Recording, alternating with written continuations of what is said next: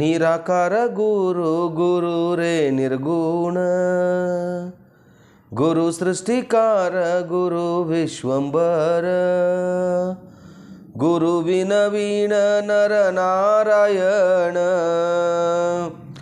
ಗುರು ಚರಿತಾಸೇಖರ ಪಾರಾಯಣ. ಎಲ್ಲ ಸ್ವಾಮಿ ಸಮರ್ಥರ ಭಕ್ತಾದಿಗಳಿಗೂ ನಿಮ್ಮನೆ ಹುಡುಗ ಸಂತೋಷ್ ಪತಂಗೆ ಮಾಡುವ ನಮಸ್ಕಾರಗಳು. ವೀಕ್ಷಕರೇ, ದೇವಸ್ಥಾನದ ಒಂದು ಉದ್ಘಾಟನೆ ಆದಮೇಲೆ ಸುಮಾರು ವಿಡಿಯೋಗಳು ಬಿಡೋಕ್ಕಾಗಲಿಲ್ಲ, ಕ್ಷಮೆ ಇರಲಿ. ನಾನು ಇವತ್ತು ಒಂದು ಹೊತ್ತು ತಂದ ಒಂದು ಕತೆ ಅಂದರೆ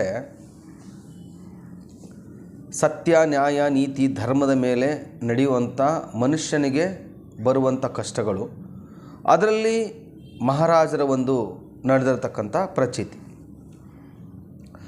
ರಮೇಶ್ ಯಾದವ್ ಅಂಥೇಳಿ ಇವರು ಸೇವಕರು.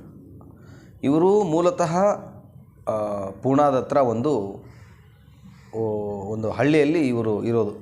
ರಮೇಶ್ ಅವರು, ಅವರ ಧರ್ಮಪತ್ನಿಯವರ ಹೆಸರು ಸಂಗೀತ ರಮೇಶ್ ಅಂತ. ರಮೇಶ್ ಅವರು ಒಂದು ಗೌರ್ಮೆಂಟ್ ಜಾಬಲ್ಲಿ, ಅಂದರೆ ಇನ್ಕಮ್ ಟ್ಯಾಕ್ಸ್ ಡಿಪಾರ್ಟ್ಮೆಂಟಲ್ಲಿ ಕೆಲಸಕ್ಕಿರ್ತಾರೆ. ತುಂಬ ನಿಯತ್ತಾಗಿರ್ತಾರೆ. ಯಾರ ಹತ್ರನೂ 10 ಪೈಸಾ ನಮಗೆ ಬೇಡಪ್ಪ ಅನ್ನೋ ಪರಿಸ್ಥಿತಿಯಲ್ಲಿ ಇವರು ಇರ್ತಾರೆ. ಸೊ ಈಗ ನಿಯತ್ತಾಗಿ ನೀವೆಲ್ಲಿರ್ತೀರೋ ಅಲ್ಲಿ ಕಷ್ಟ ಕಾರ್ಪಣ್ಯಗಳು 100% ಅದರಲ್ಲಿ ಸಂಶಯನೇ ಇಲ್ಲ. ಸೊ ಹೀಗಿರೋ ಒಂದು ಪರಿಸ್ಥಿತಿಯಲ್ಲಿ ಏನಾಗೋಗ್ಬಿಡುತ್ತೆ, ಆಫೀಸಲ್ಲಿರುವಂಥ ಜನ ಒಳ್ಳೆಯವರು ಇರ್ತಾರೆ, ಕೆಟ್ಟವರು ಇರ್ತಾರೆ. ಸೊ ಇವರಿಗೆ ಏನಾದರೂ ಮಾಡಿ ಇವರಿಗೆ ಡಿಸ್ಮಿಸ್ ಮಾಡಿಸ್ಬೇಕು ಇಲ್ಲಿಂದ ಅಂಥೇಳಿ ಸಹಪಾಠಿಗಳು ಒಂದು ಪ್ಲ್ಯಾನ್ ಮಾಡಿ ಇವರನ್ನ ಒಂದು ಕೇಸಲ್ಲಿ ಸಿಗಾಕ್ಸ್ತಾರೆ. ಸೊ ನೌಕರಿಯಿಂದ ಇವರು ಹೊರಗಡೆ ಬೀಳುವಂಥ ಪರಿಸ್ಥಿತಿನೂ ಬರುತ್ತೆ. ಯಾಕಂದರೆ ಅಲ್ಲಿ ಏನೂ ಮಾಡುವಂಥ ಆಪ್ಷನ್ಸ್ ಇರಲಿಲ್ಲ. ಸೊ ಜೊತೆಗಿರೋರೇ ಎದ್ದು ನಿಂತ್ಕೊಂಡು ಮೋಸ ಮಾಡೋಕ್ಕೆ ನಿಂತ್ಕೊಂಡಾಗ ಅಲ್ಲಿ ಆ ಕ್ಷಣದಲ್ಲಿ ಅವರಿಗೆ ಗೆಲುವಾಗತ್ತೆ. ಆದರೆ ಆ ಕ್ಷಣದಲ್ಲಿ ಆಗಿರ್ತಕ್ಕಂಥ ಗೆಲುವಿನಿಂದ ನಿಯತ್ತಾಗಿರ್ತಕ್ಕಂಥ ಮನುಷ್ಯನ ಮೇಲೆ ಬೀರುವಂಥ ಪರಿಣಾಮ ಹೆಂಗಿರುತ್ತೆ, ಅವನು ತಿನ್ನುವಂಥ ನೋವು ಯಾವ ಥರ ಇರುತ್ತೆ, ಅವನು ಫ್ಯಾಮ್ಲಿಗೆ ಆಗುವಂಥ ಪರಿಸ್ಥಿತಿ ಏನು, ಅವನು ಸಾಲ ಕಟ್ತಾನೋ ಸೋಲ ಮಾಡ್ತಾನೋ, ಕೆಲಸ ಇರಲ್ಲ, ಸಂಬಳ ಇರಲ್ಲ, ಇದರಿಂದ ನಡೆದು ಹೋಗುವಂಥ ಒಂದೊಂದು ಘಟನೆಗಳಿದಾವಲ್ಲ, ಸಂಸಾರ ಅಲ್ಲೋಲ ಕೊಲ್ಲೋಲು ಆಗುವಂಥ ಪರಿಸ್ಥಿತಿ ಬಂದಿರುತ್ತೆ. ಸೊ ಅದೇ ಥರ ರಮೇಶು ಮತ್ತು ಸಂಗೀತ ಅವರಿಗೆ ಆ ಪರಿಸ್ಥಿತಿ ಬಂದೊದಗಿರುತ್ತೆ. ಕೆಲಸ ಕಳ್ಕೊಂಬಿಡ್ತಾರೆ, 6 ತಿಂಗಳಾಗುತ್ತೆ, ಅರ್ಧ ಸಂಬಳ ಇರುತ್ತೆ ಇವರಿಗೆ. ಆದರೆ ಇವರೇ ಅಪರಾಧಿ ಅನ್ನೋದು ಫೈನಲ್ ಆಗಿರಲ್ಲ ಇಲ್ಲಿ. ಸೊ ಸಂಗೀತ ಅವರು ಏನು ಮಾಡಿಬಿಡ್ತಾರೆ, ಇವರು ಕೆಲಸ ಹೋದ ತಕ್ಷಣವೇ ಏನು ಮಾಡೋದು, ಇವ್ರಿಗೆ ದಿಕ್ಕೆ ತೋಚ್ತಾ ಇರಲ್ಲ, ಹಾಗೆ ಮೊಬೈಲ್ ನೋಡ್ಕೊಂಡು ಕೂತ್ಕೊಂಡಿರ್ತಾರೆ. ಸ್ವಾಮಿ ಪ್ರಚಿತಿ ಅಂತ ಒಂದು ಸ್ವಾಮಿ ಸಮರ್ಥರ ಬಗ್ಗೆ ಇವ್ರಿಗೆ ಗೊತ್ತಾಗತ್ತೆ. ಸರಿ ನೋಡೋಣ, ನಾವು ಪ್ರಯತ್ನ ಮಾಡೋಣ ಅಂಥೇಳಿ ಸ್ವಾಮಿ ಸಮರ್ಥರ ದೇವಸ್ಥಾನಗಳನ್ನು ಹುಡುಕ್ತಾರೆ. ಸೊ ಅಲ್ಲಿ ಹೋಗ್ತಾರೆ, ಕೇಳ್ತಾರೆ, ಬಟ್ ನಾಟ್ ಸ್ಯಾಟಿಸ್ಫೈಡ್. ತಿರ್ಗಾ ಬರ್ತಾರೆ, ತಿರ್ಗಾ ಸ್ವಾಮಿ ಬಗ್ಗೆ ಸುಮಾರು ವಿಡಿಯೋಗಳನ್ನು ನೋಡ್ತಾರೆ. ಕೊನೆಗೂ ಏನಾಗೋಗ್ಬಿಡುತ್ತೆ, ಎಲ್ಲೋ ಒಂದು ಲಿಂಕ್ ಸಿಕ್ಕು ಅಕ್ಕಲ್ಕೋಟೆಗೆ ಹೋಗೋಣ ಅಂಥೇಳಿ ನಿರ್ಧಾರ ಮಾಡ್ತಾರೆ. ನಿರ್ಧಾರ ಮಾಡಿದ್ಮೇಲೆ ಸಂಗೀತ ಅವರು ತಮ್ಮ ಯಜಮಾನ್ರಿಗೆ ಹೇಳ್ತಾರೆ, ಇಲ್ಲ ರೀ ಅದು ಏನೇ ಆಗಲಿ ನಾವು ಅಕ್ಕಲ್ಕೋಟೆಗೆ ಹೋಗ್ಬಿಟ್ಟು ಬರೋಣ ಅಂತ ಹೇಳ್ತಾರೆ. ಸೊ ಸಂಗೀತ ಅವರ ಮಾತು ಕೇಳಿದ ರಮೇಶ್ ಅವರು, ನಾವು ಇಷ್ಟೋ ನಮ್ಮ ಜೀವನದಲ್ಲಿ ನಾನು ಎಷ್ಟು ಮಾಡಬಾರ್ದು ಅಷ್ಟು ನಿಯತ್ತಾಗಿದ್ದೀನಿ, ಯಾವ್ಯಾವ ಒಳ್ಳೆ ಕೆಲಸ ಮಾಡಬಾರ್ದು ಎಲ್ಲರೂ ಮಾಡಿಬಿಟ್ಟಿದ್ದೀನಿ, ನಮ್ಮ ಹಣೆ ಬಾರದಲ್ಲಿ ಇರೋದೇ ಹಾಗೆ. ಸೊ ನಾವು ಎಲ್ಲಿಗೂ ಹೋಗೋದು ಬೇಡ ಅಂಥೇಳಿ ತುಂಬ ಖಾರವಾಗಿ ಮಾತಾಡ್ತಾರೆ. ಸೊ ಅಲ್ಲಿ ಸಂಗೀತ ಅವರು ಆ ಕ್ಷಣದಲ್ಲಿ ಸುಮ್ಮನೆ ಇದ್ದು ಮತ್ತೆ ತಿರ್ಗಾ ಸಾಯಂಕಾಲ ಅದನ್ನು ಎತ್ತಿ ಅವ್ರಿಗೆ ಹೆಂಗೋ ಮಾಡಿ ಒಪ್ಪಿಸ್ತಾರೆ ಅಕ್ಕಲ್ಕೋಟೆಗೆ ಹೋಗೋಕ್ಕೆ. ಅಕ್ಕಲ್ಕೋಟೆಗೆ ಹೊರಡ್ತಾರೆ.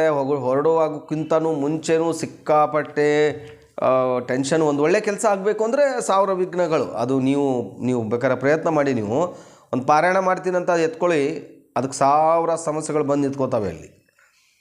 ಸೊ ಅದನ್ನು ಮೆಟ್ಟಿನಿಲ್ಲವನೇ ಮಹಾರಾಜರ ದಾಳಿಯಲ್ಲಿ ನಿಲ್ಲಕ್ಕೆ ಸಾಧ್ಯ. ಸೊ ಸಂಗೀತ ಅವ್ರಿಗೂ ಕೂಡ ಸಿಕ್ಕಾಪಟ್ಟೆ ಪ್ರಾಬ್ಲಮ್ಸ್ಗಳು ಬರ್ತವೆ. ಬಟ್ ಒಂದು ಫೈನಲ್ ಏನಂದರೆ ಅವರು ಅಕ್ಕಲಕೋಟೆಗೆ ಹೋಗ್ತಾರೆ. ಅಕ್ಕಲಕೋಟೆಗೆ ಹೋಗಿ ಸ್ವಾಮಿ ಮುಂದೆ ಕಣ್ಣೀರಿಟ್ಟು ಬೇಡ್ಕೊತಾರೆ, ನಮ್ಮದು ಈ ಪರಿಸ್ಥಿತಿ ಹಿಂಗಿದೆ ಅಂತೇಳಿ. ಅಷ್ಟು ಬೇಡ್ಕೊಂಡು ಕ್ಯಾಜುವಲಾಗಿ ಹೊರಗಡೆ ಬರ್ತಾರೆ. ಹೊರಗಡೆ ಬಂದು ಎಲ್ಲನೂ ಮುಗಿದೋಗ್ಬಿಡುತ್ತೆ. ಮುಗಿದೋಗಿ ಇನ್ನೇನು ರೈಲ್ವೆ ಸ್ಟೇಷನ್ಗೆ ಹೋಗಿ ಟ್ರೈನ್ ಹಿಡಿಬೇಕು. ಒಂದು ಅರ್ಧ ಗಂಟೆ ಮುಂಚೆ ಇವರು ಹೋಗಿರ್ತಾರೆ. ಎಲ್ಲಿ? ರೈಲ್ವೆ ಸ್ಟೇಷನ್ಗೆ. ರೈಲ್ವೆ ಸ್ಟೇಷನಲ್ಲಿ ಇವ್ರಿಗೊಬ್ಬರು ವಯಸ್ಸಾಗಿರೋರು ಸಿಗ್ತಾರೆ. ಸಿಕ್ಬಿಟ್ಟು ಮಾತಾಡ್ತಾ ಅವ್ರು ಏನು ಹೇಳ್ತಾರೆ, ನೋಡಮ್ಮ ನೀನು ಈ ಸಮಸ್ಯೆ ಇದೆ ಒಪ್ಕೋತೀನಿ ಇಲ್ಲ ಅಂತ ಹೇಳಲ್ಲ, ಏನೋ ಗುರುವಿನ ದಾರಿಗೆ ಬಂದಿದೆಯಾ, ಏನೋ ಒಂದು ತಿಳ್ಕೊಂಡು ನೀನು 3 ಗುರು ಚರಿತ್ರೆಯನ್ನು ಪಾರಾಯಣ ಮಾಡು, ಜೊತೆಗೆ ಒಂದು ಏಕಮುಖಿ ರುದ್ರಾಕ್ಷಿಯನ್ನು ತೊಗೊಂಬಂದು ನಿನ್ನ ಯಜಮಾನನಿಗೆ ಹಾಕು. ಸೊ ಇಷ್ಟು ಹೇಳಿ ಅವರು ಅಲ್ಲೇ ನಿಂತ್ಕೊಂಡಿದ್ರೆ ಸಂಗೀತ ಅವ್ರಿಗೆ ಅಷ್ಟು ನಂಬಿಕೆ ಬರ್ತಿರಲಿಲ್ಲ. ಅಷ್ಟು ಹೇಳಿ ಅವರು ಈ ಕಡೆ ನೋಡಿ ಟರ್ನ್ ಆಗೋಷ್ಟೊತ್ತಿಗೆ ಅವ್ರು ಇರೋದೇ ಇಲ್ಲ. ಸೊ ಸಂಗೀತ ಅವ್ರ ಮುಂದೆ ಅಷ್ಟೇ ನಡೆದಿರುತ್ತೆ ಅದು ಈ ಘಟನೆ. ಕೊನೆಗೂ ಅವ್ರು ಏನು ಮಾಡಿಬಿಡ್ತಾರೆ, ಸಂಗೀತ ಅವರು ಆಗಲಿ ಇದೊಂದು ವಿಶ್ವಾಸವಿಟ್ಟು ಮಾಡೋಣ ಅಂಥೇಳಿ ಸಂಗೀತ ಅವ್ರು ಏನು ಮಾಡಿಬಿಡ್ತಾರೆ, 5 ವಾರದ ದತ್ತಾತ್ರೇಯ ಒಂದು ಗುರುಚರಿತ್ರೆ ಪಾರಾಯಣನ ಸ್ಟಾರ್ಟ್ ಮಾಡ್ತಾರೆ. ಅದ್ರ ಜೊತೆ ಸ್ವಾಮಿ ತಾರಕ ಮಂತ್ರ ಪಠಣ ಮಾಡೋದು, ಬರೆಯೋದು ಇದನ್ನು ಕೂಡ ಸ್ಟಾರ್ಟ್ ಮಾಡ್ತಾರೆ. ಸೊ ಅಲ್ಲಿ 1 ವಾರ, 2 ವಾರ, 3 ವಾರ, 4 ವಾರ, 5 ವಾರ ಮುಗಿದೋಗ್ಬಿಡುತ್ತೆ ಇವ್ರ ಸಂಕಲ್ಪನೂ ಎಂಡು. ಸೊ 5ನೇ ದಿವಸ 5ನೇ ವಾರಕ್ಕೆ ಎಲ್ಲ ಭಕ್ತಾದಿಗಳನ್ನ ಮತ್ತು ದತ್ತ ಮಹಾರಾಜರನ್ನ ಯಾರ್ಯಾರು ಭಕ್ತಾದಿಗಳಿರ್ತಾರೋ ಅವ್ರು ಎಲ್ಲರನ್ನೂ ಕರೆಸ್ಬಿಟ್ಟು ಚಿಕ್ಕದಾಗಿ ಪೂಜೆ ಮಾಡಿ ಊಟದ ಒಂದು ಕಾರ್ಯಕ್ರಮನ ಮುಗಿಸ್ತಾರೆ. ಅವತ್ತು ಮುಗಿಸಿ ಆ 1 ವಾರ ಹೊರಟೋಗ್ಬಿಡುತ್ತೆ. ವಾರದ ಕೊನೆಯ ಹಂತದಲ್ಲಿ ಒಂದು ಫೋನ್ ಬರುತ್ತೆ ಅವ್ರಿಗೆ ಆಫೀಸಿಂದ, ಇಲ್ಲ ನಿಮ್ಮ ಬಗ್ಗೆ ಒಂದು ಮೀಟಿಂಗ್ ಇದೆ, ಸೊ ಮೀಟಿಂಗ್ಗೆ ನೀವು ಅಟೆಂಡ್ ಆಗಬೇಕಾಗತ್ತೆ ಹೇಳಿ ಅಂತ ಒಂದು ಸಮನ್ಸ್ ಥರ ಇವ್ರಿಗೆ ಕಳಿಸ್ತಾರೆ. ಅಲ್ಲಿ ಆಫೀಸಲ್ಲಿ ಏನಾಗಿರುತ್ತೆ ಅಂದರೆ, ಯಾರು ಇವರ ಅಪೋಸಿಟ್ ಆಗಿ ಆ ಷಡ್ಯಂತ್ರವನ್ನು ರಚಿಸಿರ್ತಾರೋ ಅವ್ರವ್ರ ಮಧ್ಯೆ ಭಿನ್ನಾಭಿಪ್ರಾಯ ಬಂದು ಹೈಯರ್ ಆಫೀಸರ್ ಹತ್ರ ಹೇಳಿಬಿಟ್ಟಿರ್ತಾನೆ ಅದರಲ್ಲಿ ಒಬ್ಬನು, ಇಲ್ಲ ಮತ್ತು ಈ ಥರ ರಮೇಶ್ ಅವರಿಗೆ ಈ ಥರ ಮಾಡಿ ಮೋಸ ಮಾಡಿ ಹೊರಗಡೆ ಹಾಕಿರೋದು. ಸೊ ಅದನ್ನಲ್ಲಿ ರಮೇಶ್ ಅವ್ರನ್ನ ಕರೆಸ್ತಾರೆ, ವಿಚಾರಣೆ ಮಾಡ್ತಾರೆ. ವಿಚಾರಣೆ ಮಾಡಿ ಆದಮೇಲೆ ತುಂಬ ಅವ್ರಿಗೇನೆ ಬೇಜಾರಾಗುತ್ತೆ, ನಾವು ಇಂಥ ಒಬ್ಬ ಒಳ್ಳೆಯ ಕೆಲಸಗಾರನ ಕಳ್ಕೊಳ್ತಾ ಇದ್ವಲ್ಲ ಅಂಥೇಳಿ ತುಂಬ ದುಃಖ ಪಟ್ಟು ಬೇಜಾರಾಗಿ 6 ರಿಂದ 7 ತಿಂಗಳು ನಾವು ಈ ಮನುಷ್ಯನ ಕೆಲಸಕ್ಕೆ ತೊಗೊಳ್ಳಿಲ್ಲ ಅಂಥೇಳಿ ಬೇಜಾರು ಮಾಡ್ಕೋತಾರೆ. ಕೊನೆಗೆ ಪ್ರಮೋಷನ್ ಕೊಟ್ಟು ಈ ಥರ ಒಂದು ಉತ್ತಮವಾಗಿರ್ತಕ್ಕಂಥ ಕೆಲಸ ನೀವು ಮಾಡಿದ್ರ ಅಂಥೇಳಿ ಪ್ರಮೋಷನ್ ಕೊಟ್ಟು ಅವ್ರಿಗೆ ಅದೇ ಆಫೀಸಲ್ಲಿ ಕೆಲಸಕ್ಕೆ ಇಟ್ಕೊತಾರೆ. ಮತ್ತು ಇಲ್ಲಿ ಏನು ಹೇಳ್ಬೋದು ಅಂತಂದರೆ, ಸ್ವಾಮಿ ನಿಮ್ಮ ಜೀವನದಲ್ಲಿ ಬರೋದು, ಸ್ವಾಮಿ ಸೇವೆ ನೀವು ಮಾಡೋದು, ಸ್ವಾಮಿ ನಿಮಗೆ ಕೊಡುವಂಥ ಒಂದು ಅವಕಾಶ ಅದು.